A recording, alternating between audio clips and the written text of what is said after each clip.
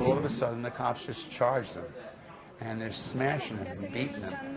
You know, and these are like 19-year-old, 18-year-old kids, and I'm doing nothing, you know, and it was like, all we wanted to do was to dance.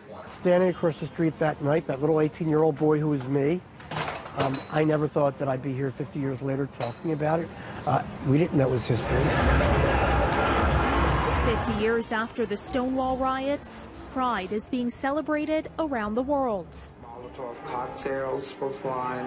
When a group of teens stood up to police raiding a popular gay bar in New York City 50 years ago this month, they had no idea they were bringing the movement for equal rights out into the streets. It was hard being a drag queen back then because they would take us into jail for no reason at all. We lived in an era that was unreal. As police raided the hangout called Stonewall Inn, its patrons fought back against police abuse and ultimately a culture that kept gay life in the shadows. It's the counterculture 1960s. Black people are fighting for their rights, Latinos are fighting for their rights, women are fighting for their rights. What about us? What about me? Independent groups. It all started with the teens who were kicked out of Stonewall and onto Christopher Street that night.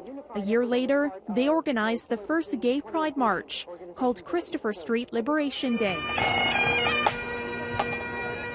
Today, millions march in pride parades in cities across the globe to celebrate the modern gay rights movement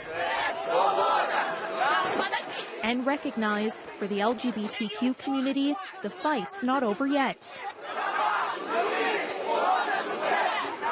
In the Ukrainian capital, crowds of people paraded along streets in the biggest and most peaceful march ever in this former Soviet country. But hostile attitudes toward same-sex couples still exist in the country. In Chile, the LGBTQ community wants the government to approve adoption rights for same-sex couples and the title of marriage. Among all the progress, there's still a struggle in many places 50 years on. And it's a history that Stonewall's co-owners don't take lightly.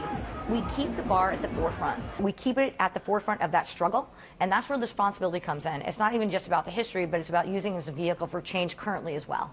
New York City has been designated the site of World Pride this year and is preparing for 4 million people to commemorate the Stonewall Uprising at its Pride March next Sunday.